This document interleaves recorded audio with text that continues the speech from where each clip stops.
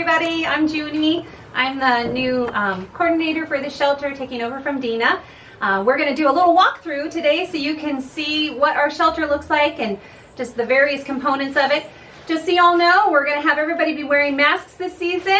So ideally, I'd put it on right now and go from here, but I want you guys to understand me, so I'm going to take it off so we can talk through things as we go through our walkthrough. So follow me. When we have our guests come, they're going to start lining up probably outside, and we're going to have a screener right here sitting ready to greet them, welcome them to the shelter. We'll have one screener, and that screener will be on shift from 4:45 to 9 o'clock. They're going to take people's temperature. Then they're going to have them fill out a form. Well, they'll help them fill out this form, probably fill out most of it for them, and then have people sign it, going over expectations, you know, if they have any COVID symptoms, because we have to do this the right way now. We really do need to be careful. So we'll put their name up here, their temperature, the date and time, and if they have a cell number for contact tracing, we'll get that too. So we'll have that filled out for them. Then we're going to assign them a place to stay in our shelter, and we're going to show you that in a minute, but we'll put their name down on the grid here, kind of explaining where people are, so we'll have this information for the rest of that activation for that night. And then as a volunteer, when you come, there's going to be a binder for you to go check out that we'll leave in the kitchen, where you are also going to sign in and also get your temperature taken before you even start your shift, and check yes or no on COVID symptoms and all that stuff, just so we're being really, really safe with the way we're doing things here. So we'll have that for everybody. And as you're going throughout your shift, there will also be a place in this binder for you to keep notes about what's going on during the shift. So you'll be able to write down notes about things that are happening, but you'll be able to see more about that when you volunteer. So let's go walk this way. As the screener is screening people, there'll be another new position, and that's going to be the guest liaison. So they'll be here from 4:45 to 9 o'clock as well. That person will be working with the screener. Both the screener and the guest liaison are going to have their masks on, a shield, a face shield, and gloves on the whole time they're working with the folks that we're serving. And the guest liaison is going to be able to encourage, welcome people here, show them into our main shelter area. As Dina is showing you around in here, you can see that we have things pretty spaced out now. Every space is a 6-foot square space, and there's 6 feet between the spaces as well.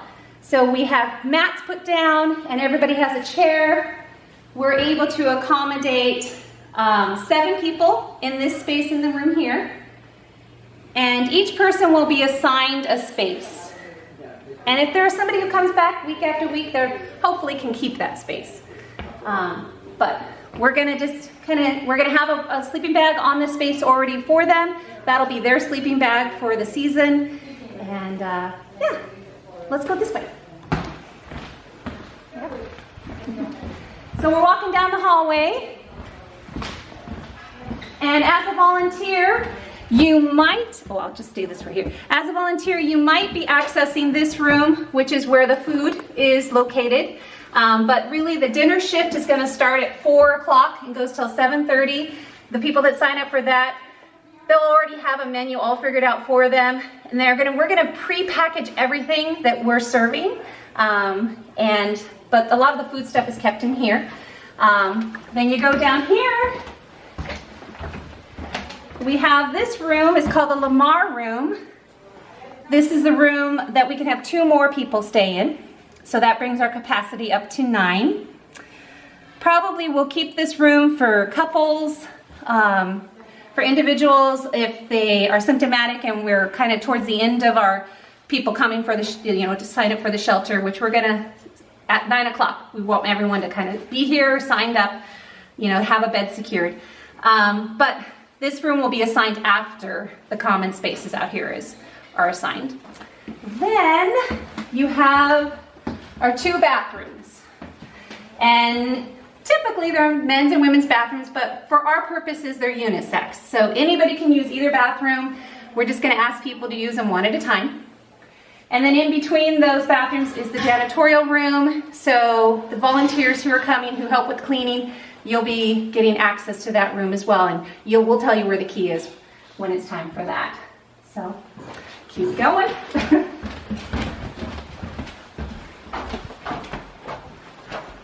Down here is the breezeway, and this is another location where we can put 3 more people. So now we're up to 12 individuals that could stay in the shelter. Once again, the spaces are 6 feet square and 6 feet apart. We do have one more room where we could put 1 more person.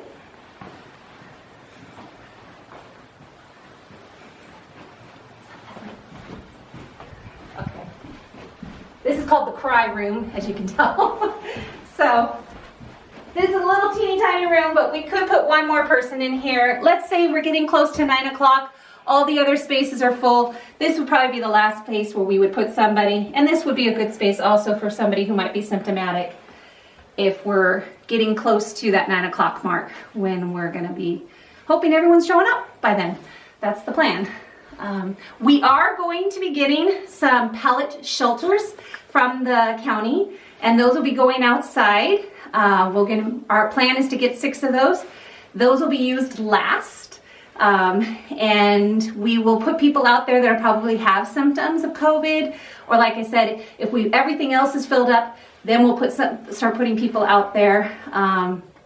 So that's a wonderful resource that we're getting this year, which makes it so that we could have, if there's 6 more people out there, then that makes it up to 19 people. If you have 2 people in each of them, then you could have up to 25 people. So we'll be able to accommodate a good number of people this season.